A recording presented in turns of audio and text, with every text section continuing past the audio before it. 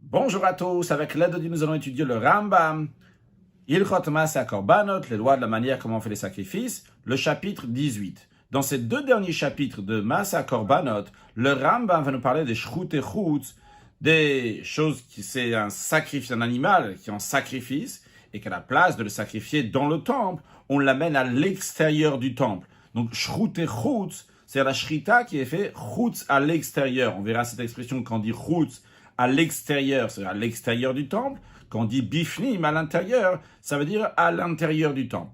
À noter que bien que l'expression est shrut et chutz, qu'on a fait la shrita à l'extérieur, mais on va voir que l'interdiction n'est pas seulement de faire la shrita d'un animal qui est consacré pour le temple à l'extérieur du temple, mais aussi à Allah, faire monter, c'est l'expression du verset qui dit, le faire shamta ale olotecha, où tu vas faire monter, et l'expression aussi qu'on va voir d'être makriv, d'offrir quelque chose. On le verra dans Perek Yutet, dans l'Achak Gimel, le Rambam nous dira qu'il ne s'agit pas seulement donc de faire monter sur le feu de l'autel à l'extérieur du temple, mais même quelqu'un qui va asperger le sang sur l'autel qu'il a fait à l'extérieur du temple, ou bien qui va faire brûler des parties sacrificielles, ou bien une poignée de levona, etc., tout ça, donc, ça fait partie donc des choses qu'on n'a pas le droit de faire à l'extérieur du temple, et ça doit être fait à l'intérieur du temple, donc sur l'autel qui est à l'intérieur du temple, et non pas sur un autel que la personne a fait à l'extérieur du temple.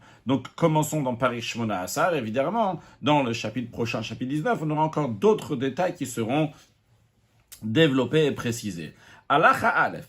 Kol korbanot kulan. Le Ram nous dit que tous les sacrifices, ben korbanot behema va'of, que ça soit donc des sacrifices d'animaux, d'oiseaux, ben korbanot mnachot, bien que ce soit des sacrifices d'oblation, vu qu'on a déjà appris que les oblations font partie aussi des korbanot, eh bien, mitzvat asel hakrivan bevet apriya, c'est un commandement positif de les offrir dans la maison de l'élection, c'est-à-dire dans le temple qui a été choisi par Hachem. Shenamar, car il est dit, vesham, là-bas, dans cet endroit que Dieu va choisir, c'est-à-dire au temple, là-bas, tase kol asher anochi metzaveka, tu feras tout ce que je te ordonne de faire dans ce contexte des sacrifices.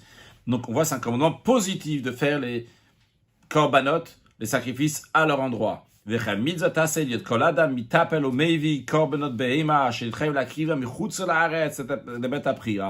même, c'est un commandement positif que toute personne qui se trouve en dehors d'Eretz Israël, il va s'occuper d'apporter les sacrifices animaux qu'il a l'obligation d'offrir au Bet Hamikdash, à notre maison d'élection. Chez Neymar, on apprend ça parce qu'il est dit que seulement sache que tout ce qui est saint que tu auras, donc les vœux que tu as fait, tisa tu porteras au Vata el Makom et tu viendras à l'endroit qu'Hachem a choisi. Mais piash moi l'amdou, par tradition orale, on a appris depuis Moshe Rabbeinu, Shem Medaber la Bekot Shechutz Haaretz. Ce verset-là, il parle de quelque chose qui a été consacré, qui se trouve en dehors de la terre d'Israël. Et la Torah nous dit, que la personne a le devoir de s'occuper de ces sacrifices-là, jusqu'à qu'il va l'amener à la maison d'élection. Celui qui offre un sacrifice sur un autel donc qui est construit à l'extérieur de la cour du temple. Bitel mitzvatase. Il a annulé un commandement positif. Ve'avar alotase. Et il a transgressé un commandement négatif. Shenemar, car il est dit, Hishamer lecha, gare à toi. Pental olotecha, de peur que tu vas faire monter tes holocaustes, becholma, comme asher tiré, dans tout endroit que tu veux. Tal, je traduis littéralement, donc par monter. Donc l'idée, c'est d'offrir tes sacrifices holocaustes dans n'importe quel endroit que tu vas voir, que tu vas vouloir. Si cette personne, elle a fait intentionnellement, elle a fait exprès d'offrir ce sacrifice qui devait être offert dans le temple et offert sur un autel qui est à l'extérieur du temple, eh bien, Chayav Karet, il est coupable de retranchement. Shenemar, car il est dit, Yashayale Ola Ozavar. La Torah, elle dit, si quelqu'un va faire monter, va offrir un holocauste ou une offrande, vel petach oel moed lo yevienu, et à la porte de la tente d'assignation, il l'a pas amené, eh bien, dans la suite, il y a écrit que cette personne-là va être retranchée, elle va avoir donc le karet, c'est-à-dire qu'elle va mourir jeune, chas v'shalom, et que son âme est chas v'shalom retranchée d'Hachem. Non, si il a offert ce sacrifice-là par inadvertance, sans faire exprès à l'extérieur du temple, dans ces cas-là, il amène une offrande expiatoire qui est fixe, quand on dit Khatat Kvua, c'est-à-dire contrairement au Khatat, au sacrifice expiatoire qui est Olev et Yored, qui monte et qui descend donc en fonction des moyens de la personne, ici donc c'est toujours fixe, que c'est la personne, elle est riche ou pauvre, elle doit toujours amener donc le même sacrifice, donc ce Khatat donc qui est fixe, donc qui est une Kizba ou Seira. Halacha Gimel, V'chen hashochet kotshim chutz ha'azara. De même, celui qui fait l'abattage d'un sacrifice donc à l'extérieur de la cour du temple. Jusqu'à présent, on a parlé de celui qui est makiv, qui ouvre, qui fait la ha'ala, ta'ale. Mais lui, ici, il a fait juste la shrita, seulement, comme on a dit tout à l'heure, shrouté chutz, il a fait la shrita juste abattue.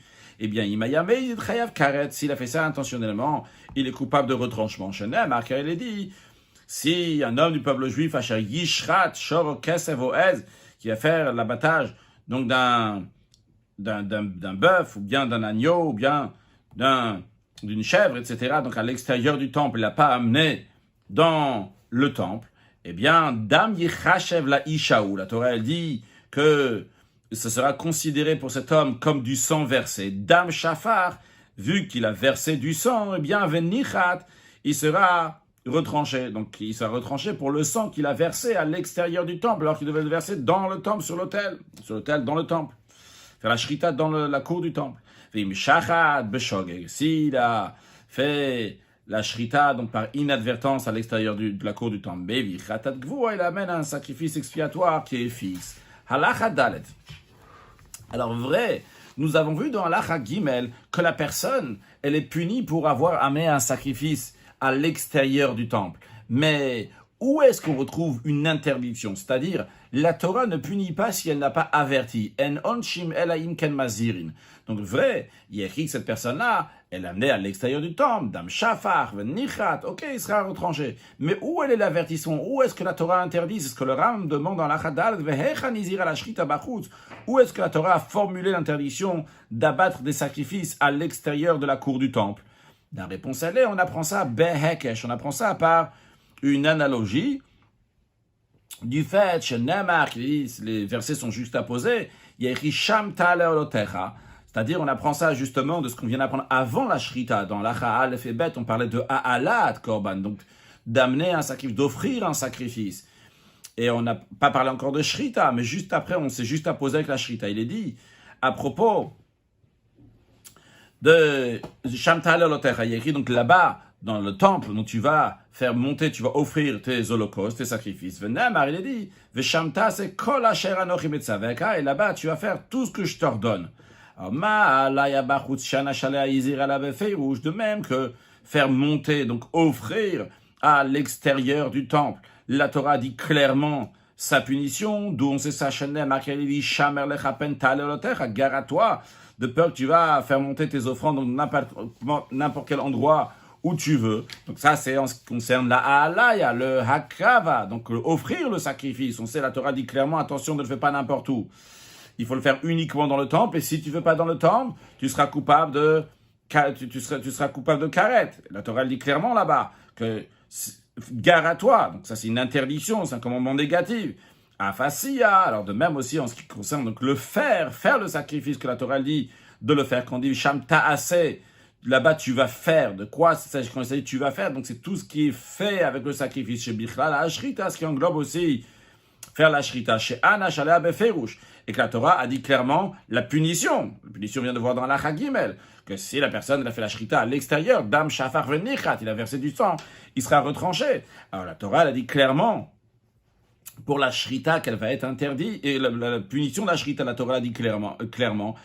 L'avertissement de la Shrita, on le déduit du fait que la Torah, elle a dit, en ce qui concerne la halal, offrir le sacrifice. La Torah a interdit, et le met, la Torah a juste apposé avec la Shrita, l'abattage de l'animal. De la même manière qu'en ce qui concerne la halal, qui est juste apposé à la Shrita.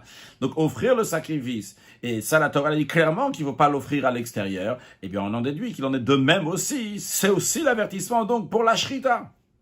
Alors, Mouzar, et le Ram nous dit on est obligé, donc pourquoi on a besoin de ce hekesh, de cette analogie, chez le Anashakat ou l'Em Kanizir, comme on a dit oralement au début de la Hadalet, car la Torah ne punit pas si elle n'a pas averti avant. Donc où est cet avertissement-là? C'est ce hekesh, donc cette analogie. Halachae, Ashochet kotshim ve'elotam bachutz. Celui qui abat des sacrifices et il les a fait monter, il les a sacrifiés à l'extérieur du temple. Eh bien, Chayav Shtaim, il est coupable de deux, parce qu'il a fait deux choses, et la Shrita et la Ha'ala. Aussi bien il a abattu, aussi il a fait la suite de la procédure du sacrifice à l'extérieur. C'est la raison pour laquelle il est coupable de deux interdits. Achata la Shrita, un pour avoir abattu à l'extérieur de la cour du temple un sacrifice qui devait être offert dans le temple, et deuxième fois pour l'avoir offert sur un autel à l'extérieur du temple. De même, si quelqu'un, il a fait la shrita, il a battu à l'intérieur du temple, comme il se le devait, puis il a offert le sacrifice sur un autel, donc à l'extérieur du temple, il sera coupable sur le fait d'avoir offert ce sacrifice-là à l'extérieur du temple. De même, vice-versa, s'il a fait la shrita de ce sacrifice à l'extérieur du temple, puis il a offert sur l'autel dans le temple, la shrita, il sera coupable pour avoir fait, il sera passible pour avoir la shrita à l'extérieur du temple. Donc le principe que le Rav nous dit ici dans l'Achaé, c'est que suite à ce qu'on a vu dans l'Acha Aleph Bet, l'interdiction de Ha'ala, d'offrir sur un autel à l'extérieur du temple, et dans l'Acha Gimel et Dalet, on a vu qu'il y a une deuxième interdiction de faire la shrita, d'abattre un animal à l'extérieur du temple si c'est un sacrifice. Alors elle nous dit ces deux interdits qui sont différents, c'est la raison pour laquelle que s'il a fait les deux interdictions, il sera coupable donc de deux interdictions, et si il en a fait une seule, eh bien il sera coupable sur une des deux.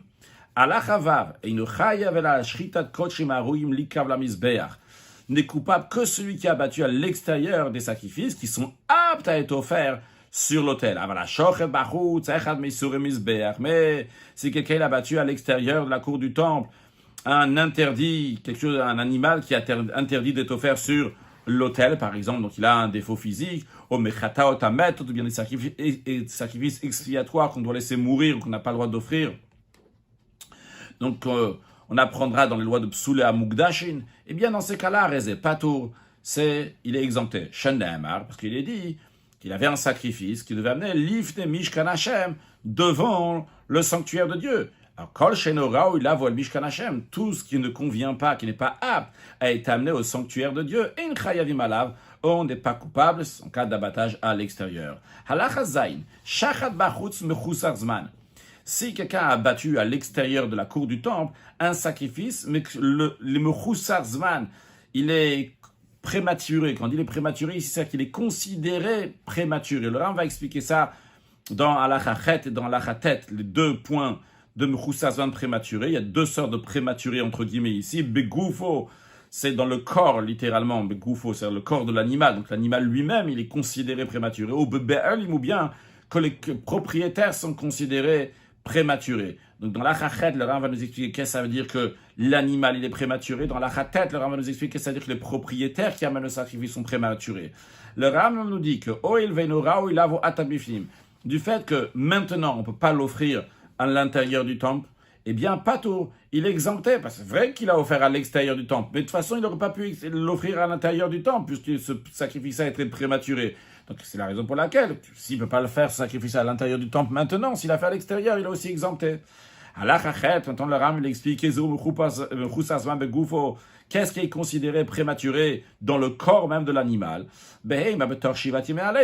Un animal qui dans ses premiers jours, 7 premiers jours depuis la naissance, on ne peut pas offrir. La Torah dit uniquement à partir du 8e jour on peut l'offrir. Là il est dans les 7 premiers jours. Ou bien avec Torin de tourterelles, chez Loïc Gazman, que ce n'est pas encore arrivé le moment, les tourterelles sont valables uniquement une fois qu'ils vont grandir, une fois que les plumes vont jaunir.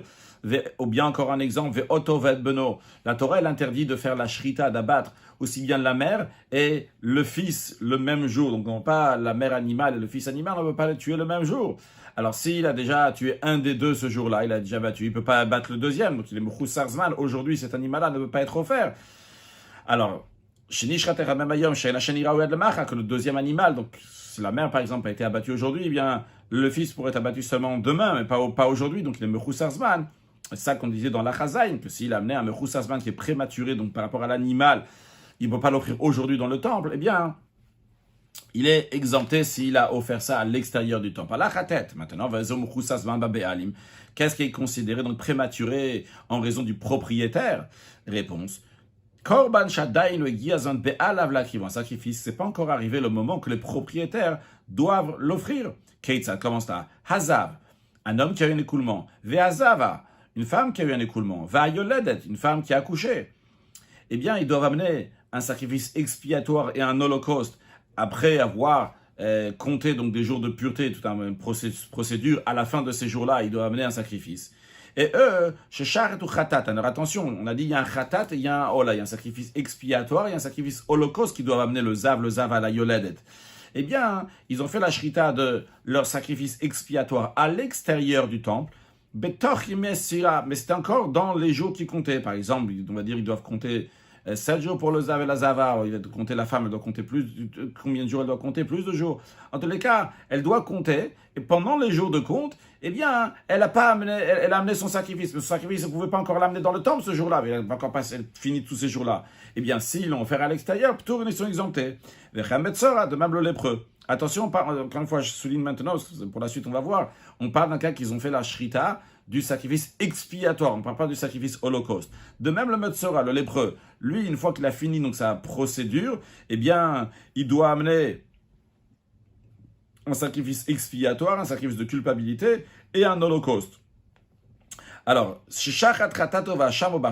et il a pris son sacrifice expiatoire de culpabilité qu'il a préparé pour à la fin de ces 7 jours. Après, le 8e jour, il va amener ce sacrifice-là, mais pendant les 7 jours, il a fait la shrita à l'extérieur, pendant les 7 jours, pas tout, il est exempté. Pourquoi? Tout cela, Shadain no Niru, tout cela, ces sacrifices-là ne sont pas encore aptes.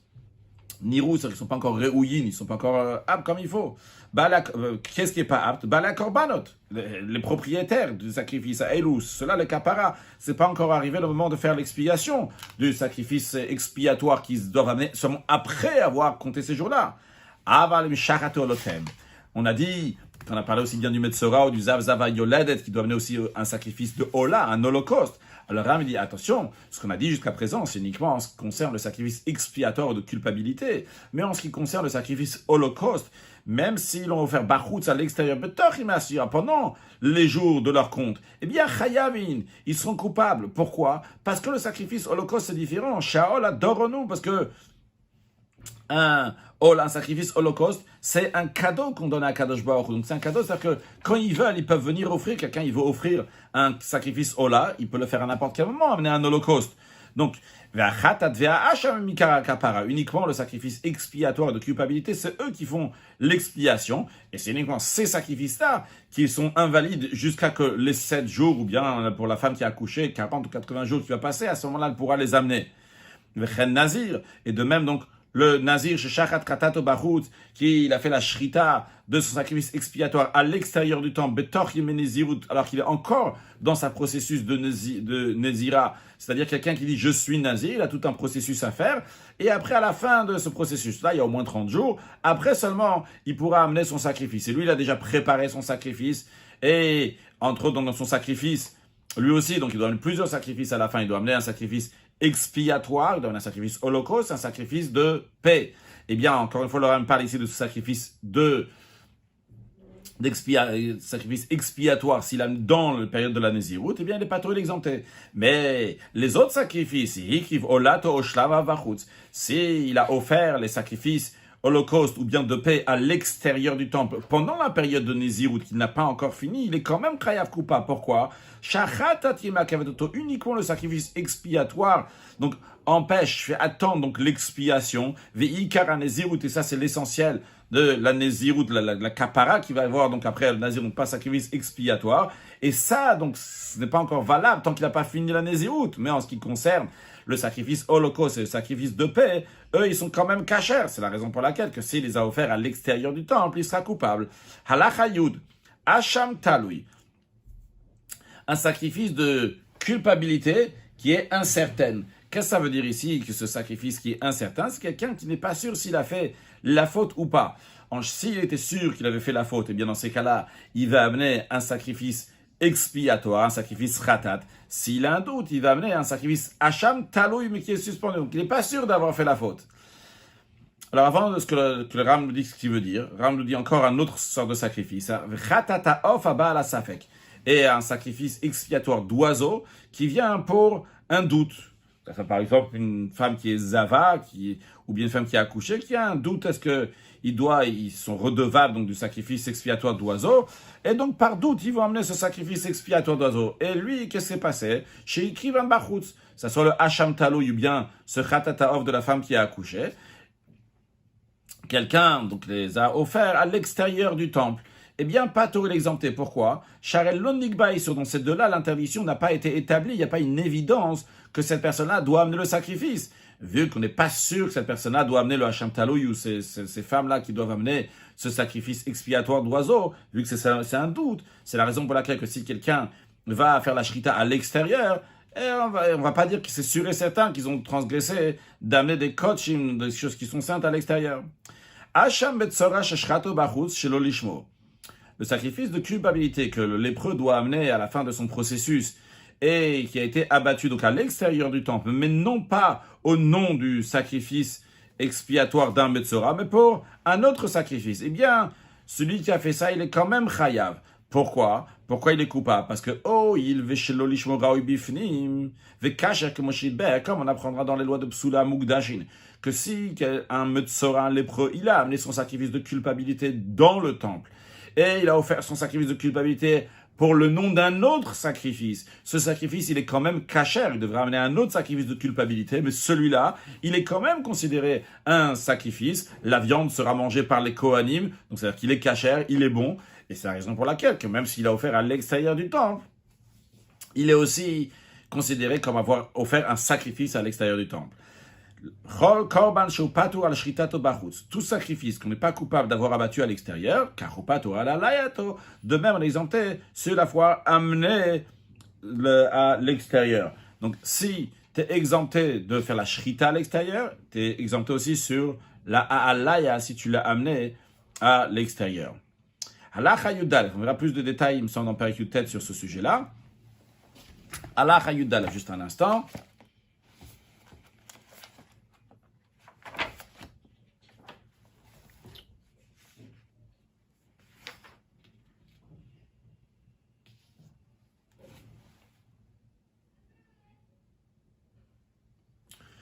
Halacha Yudalef, Shnei Seiri Yom HaKippurim.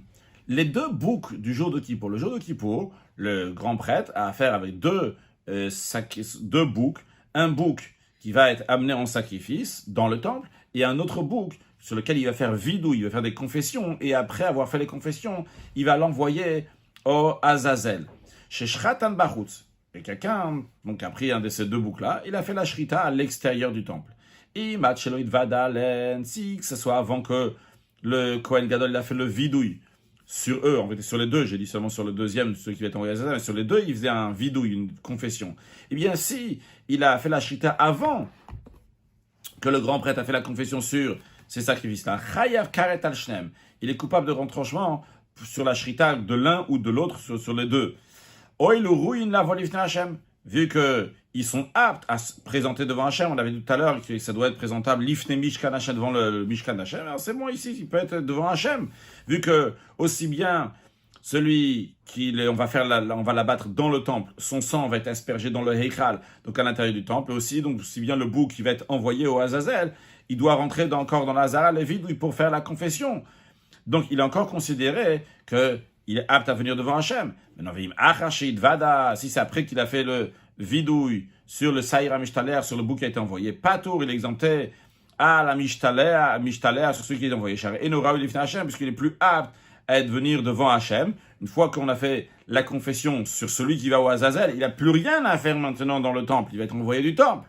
L'autre, il a encore quelque chose à faire. On doit asperger son sang dans le temple. Mais celui qui va être envoyé à Azazel, une fois qu'on a fait le vidouille, le Kohen Gadol a fait la confession sur ce sacrifice-là, il doit sortir du temple. Donc, il est plus apte à venir devant Hachem. Donc, si quelqu'un a fait la shrita de ce bouc-là, une fois que le Kohen a déjà fait la confession, il a fait la shrita à l'extérieur du temple, il est patour, il est exempté. Celui qui fait l'abattage de sacrifice de paix à l'extérieur du temple, avant que les portes du Eichal soient ouvertes. Dans les commentaires du Ram, c'est discuté, est-ce que le Ram dit uniquement shlamim, donc le sacrifice de peu où ça va sur tous les sacrifices, en tous les cas, ce qui est écrit noir sur blanc dans le Rambam, c'est que quelqu'un a abattu un sacrifice de paix avant qu'on ouvre les portes de la Hazara. Pas tout l'exempté, on a déjà appris dans un Perek Alachae de Ilchot Maaseh Korbanot que les Korbanot, il faut les faire une fois qu'on ouvre les portes de la Hazara. Donc ici le Rambam nous dit que s'il a fait à l'extérieur, mais les portes de la Hazara sont pas ouvertes, il est exempté. Pourquoi? Parce qu'il manque une action. L'action qu'on doit faire, c'est ouvrir les portes de la Hazara, que uniquement à ce moment-là, après on peut faire les portes du Eichal, pardon, pas les portes de la Hazara, les portes du Eichal, qu'uniquement à ce moment-là, on peut faire les sacrifices. Après, on pourra ils sont aptes à être faits devant Hachem, comme on a appris avant. Celui qui fait la shrita du sacrifice de Pesach à l'extérieur du temple, même si c'est n'importe quel autre jour de l'année, ben lishmo, ben shelo lishmo, qu'il a fait ça avec l'intention que c'est un sacrifice de Pesach, ou que ce soit pas pour le sacrifice de Pesach, il est chayav, il est coupable. Pourquoi? Un sacrifice qui a été sanctifié pour Pesach et quelqu'un l'offre, même dans le temple, un autre jour de l'année, eh bien, il est considéré comme un sacrifice de shlamim, de paix. Donc, même quand il le fait à l'extérieur du temple, c'est considéré comme un sacrifice de paix qui aurait pu être amené donc dans le temple. C'est la raison pour laquelle la personne est coupable. La chayut gimel, bemat choulin, un animal donc qui est profane lui-même, mais chez barakot shemisbeach. Mais le petit qui est dans l'animal, il est sanctifié pour l'autel. Asur lishrot otabachut, c'était interdit de faire la shrita de cet animal, bien que cet animal lui-même il est choulin, il est profane. On n'a pas le droit de faire la shrita à l'extérieur, c'est les sages qui interdisent ça. S'il a fait la shrita, et il ne reçoit pas les 39 coups de bastonnade pour l'interdiction de shrut et chutz, parce qu'elle n'est pas apte à venir devant Hachem, elle est profane, et on ne fait pas la shrita, donc il ne peut pas l'amener dans la Hazara, puisque c'est l'animal lui-même, il est choulin. On peut pas faire la shrita des choulin, des choses qui sont profanes dans la Hazara. Donc il faut attendre jusqu'à qu'elle va naître, que l'animal qui est à l'intérieur du ventre va naître, et à ce moment-là, donc il pourra l'offrir. Alacha yudalet. Gana vehigdish. Quelqu'un, il a volé un animal, il a sanctifié en sacrifice. Après, il a fait la shrita à l'extérieur du temple. Chayav, il est coupable, bien que l'animal qui est volé, il est volé. Et on ne peut pas sanctifier un animal qui est volé. Alors si on ne peut pas la sanctifier, on ne peut pas l'offrir. Mais les sages, ils ont fait cette exception-là pour cette personne-là qui a fait cette mauvaise action, qui a volé et qui l'a offert, qui a fait la shrita à l'extérieur. Eh bien, pour qu'il va recevoir le karet, le retranchement, ce qui d'ailleurs s'appelle un karet midi vrehem, un retranchement, donc midi vrehem, midi rabanan. À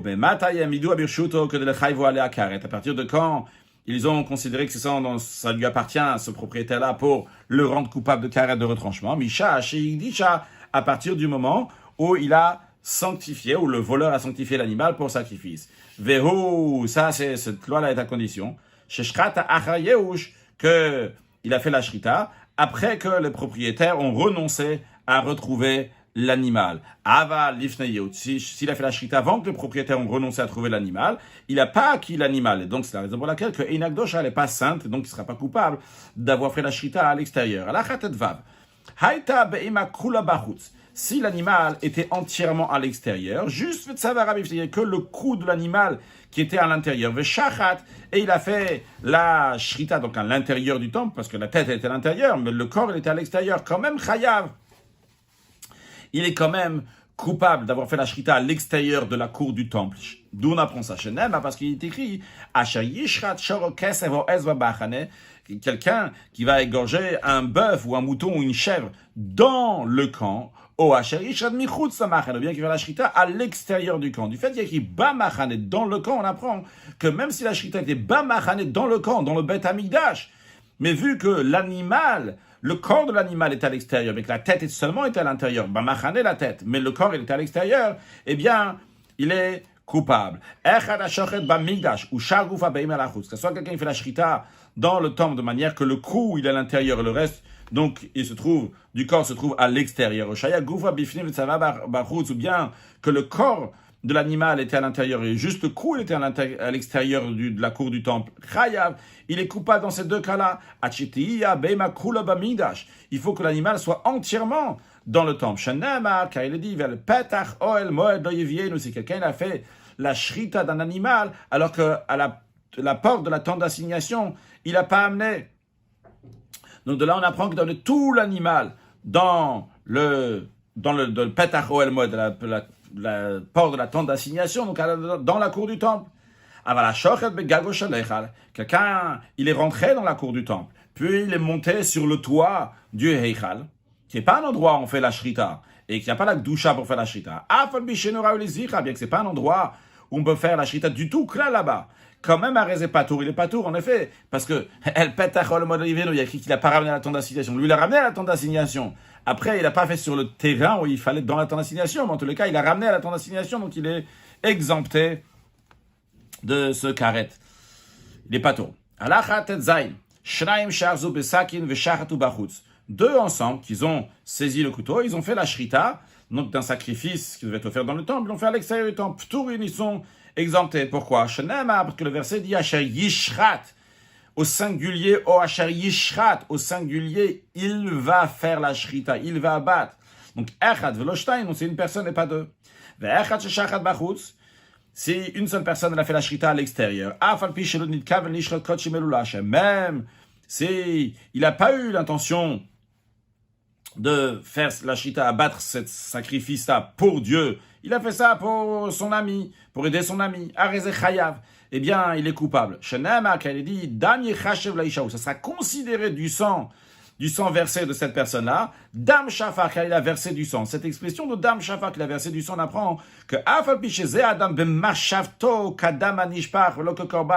bien que dans la tête de celui qui est en train de faire la shrita, dans sa pensée, ce sang-là est considéré comme un sang qui est versé, donc un sang qui n'est pas sacrificiel, et c'est pas comme un sacrifice, quand même, quand même, il est coupable. Halacha Yudzaïn, Ashochet Bachutz Balayla Chayav, quelqu'un qui abat un sacrifice à l'extérieur du temple pendant la nuit, il est coupable, bien qu'on ne fait pas de shrita dans le temple pour sacrifice pendant la nuit. Mais il va shrita balayla kshera bachutz, vu que pour abattre un animal ordinaire, choulin, on peut le faire à l'extérieur du temple. Bien sûr, on le fait à l'extérieur du temple, même pendant la nuit. Alors c'est la raison pour laquelle, vu que l'action de la shrita, il est valable à l'extérieur, c'est la raison pour laquelle, que même s'il a pris un coaching, quelque chose qui est sain, eh bien, s'il a fait le sacrifice pendant la nuit, s'il a battu pendant la nuit, il serait chayav. De même, si après avoir fait la shrita, battu un animal donc pendant la nuit à l'extérieur du temple, il a aussi offert sur un autel, donc à l'extérieur du temple, ce sacrifice-là, chayav, il est coupable aussi d'avoir fait donc la deuxième interdiction de halaya, de faire monter, de faire brûler sur un autel à l'extérieur du temple. Aval, en revanche, on le dit, il a fait la shrita à l'intérieur du temple pendant la nuit, que à ce moment-là, donc c'est considéré zéro, parce qu'on ne peut pas faire de shrita dans le temple d'un sacrifice pendant la nuit. Et après, il a fait monter ce sacrifice-là sur un autel à l'extérieur. Eh bien, Pato, il est exempté. Pourquoi? Le fichier Loel, elle a d'avoir pas sous. Ce qu'il a mis sur l'autel à l'extérieur, c'est quelque chose qui est invalide. Dans le temple.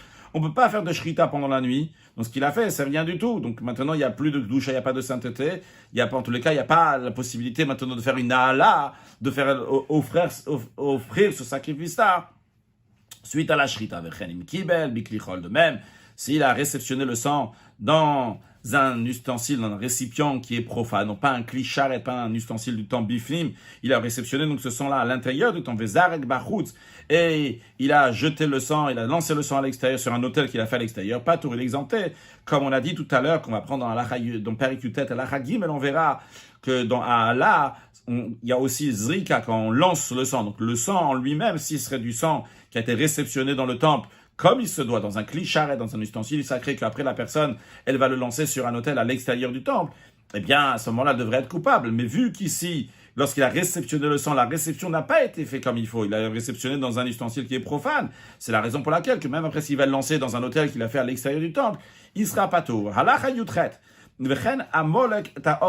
même, celui qui rompt, on appelle ça donc la melika, dans les oiseaux, donc on fait pas la shrita, mais on fait melika, le Kohen, donc fait avec son nom comme ça sur le cou, donc de l'oiseau, et il a fait ça donc à l'extérieur, il est pas tout exempté. Veimel là-haut. Et s'il après, il a fait aussi, donc s'il a fait monter à l'extérieur, il est aussi patour. Malak bifnim, s'il a fait la melika, donc il a rompu le cou de l'oiseau comme il se doit, donc à l'intérieur. Ve'el bachutz, et après cela, il a fait monter donc en feu sur un autel qu'il a fait à l'extérieur du temple. Chayavala là, dans ces cas-là, il est coupable pour avoir offert à l'extérieur du temple. Vu du moment que la première étape était cachère, comme il se doit, et le processus aurait dû continuer donc dans le temple, et lui, il a continué ce processus à l'extérieur du temple, eh bien, il est coupable. Shrato bifnim ve'elao bachutz. Si, dans le temple, à la place de faire melika, de rompre avec l'ongle, il a fait la shrita, comme on fait d'habitude la battue, et après cela, il a offert sur un autel qu'il a fait à l'extérieur. Il est exempté. Pourquoi? Ce qu'il a amené sur l'autel extérieur, c'est quelque chose qu'on ne peut pas amener dans le temple, vu que pour l'amener dans le temple, on aurait dû faire melika, donc rompre le cou, et non pas la shrita, non pas abattre. S'il a fait la shrita de cet oiseau à l'extérieur, et il a fait monter sur un autel aussi à l'extérieur, il est coupable de deux avérotes, d'être transgressé 2 fois. Pourquoi? A priori, c'est un oiseau il devrait faire la melika avec. La réponse, elle est shashrita bachutz kshera, parce que la shrita à l'extérieur, c'est kasher pour les oiseaux qui sont profanes. Varikim lika bifnim, c'est considéré, c'est équivalent. Si on avait fait une melika, on avait rompu le cou de l'oiseau à l'intérieur, et bien ici, en faisant la shrita à l'extérieur, c'est équivalent. Donc, cette shrita-là, il est coupable pour ça. Et après, le processus va continuer dans la suite aussi. Il sera aussi coupable. Donc, il sera coupable donc, pour les deux. Conclure avec un mot de Chassidout. Il y a un petit mot qui a été dit, qui est un peu lié aussi. Un père qui a dit Bet Aprira, la maison d'élection. Alors intéressant que dans la Torah ne dit pas Bet Amigdash à Yerushalayim, que ça se trouve à Yerushalayim. La Torah elle dit juste un Bet Aprira, ma comme un endroit qu'Akadosh Baruch Hu va choisir. Nous on apprend que de n'importe quel endroit où un juif il se comporte comme il faut, s'il fait que cet endroit-là, c'est un endroit qu'Hachem Yifra Hachem, bien cet endroit-là aussi, ça devient un Bet Amigdash, ça devient un temple. D'ailleurs, si on va un peu plus loin, il est écrit que tout celui qui est dar bechutz la'aretz, qui habite en dehors d'Eretz Israël, comme si qu'il n'avait pas de Dieu. A priori, comment on peut dire ça sur tous les juifs, les tzadikim qui sont en dehors d'Eretz Israël? La réponse, elle est que kol dar bechutz la'aretz, tout celui qui habite, ça veut dire qu'il est là-bas de manière qu'il est fixe, il est dar. Par contre, quelqu'un qui est gare, qui est étranger, il sait qu'il est là de passage, et dès que Mashiach va venir, il est prêt à tout lâcher, tout ce qu'il pense qui est extraordinaire en dehors d'Eretz Israël. Il est prêt à tout lâcher, aller en Eretz Israël. Il attend chaque jour. L'Ishuatra qui vit nous kolayom, il attend la Yeshua d'Akadosh Baruch Hu de partir en Eretz Israël. Un tel juif, qu'il a un Dieu. Au contraire, c'est peut-être quelqu'un qui est en Eretz Israël et que lui, il pense que Mashiach ne va pas venir, il va continuer comme ça toute sa vie, Chazé Shalom. C'est pas bien, mais le Makom Hashayif, frère Hachem, on doit qu'Akadosh Baruch Hu choisisse dans chaque endroit où le juif il se trouve, il fait la volonté d'Akadosh Baruch Hu, et que Dieu fasse, qu'on va voir Hashayif, frère Hachem, l'endroit spécifique, pas juste tous les Beth Amikdash qu'il y a dans le monde entier, mais le Beth Amikdash, le 3e temple reconstruit, à ce moment-là, tous les Beth Knesiot, ou Beth Midrashot, chez Babel, tous les lieux d'études et les synagogues qu'il y a à Babel, comme le Rabbi dit, dans chaque maison, on fait que sa maison devient un Beth Rabat, comme ça inclut aussi dans ces Beth Knesiot, ou Beth Midrashot, chez Babel, que la Gemara dit que tous, à Tidimit, qui vont aller en Eretz Israël, collés au 3e Beth Amikdash Shlishi, qui sera reconstruit très prochainement avec la venue de Mashiach. Now, excellente journée!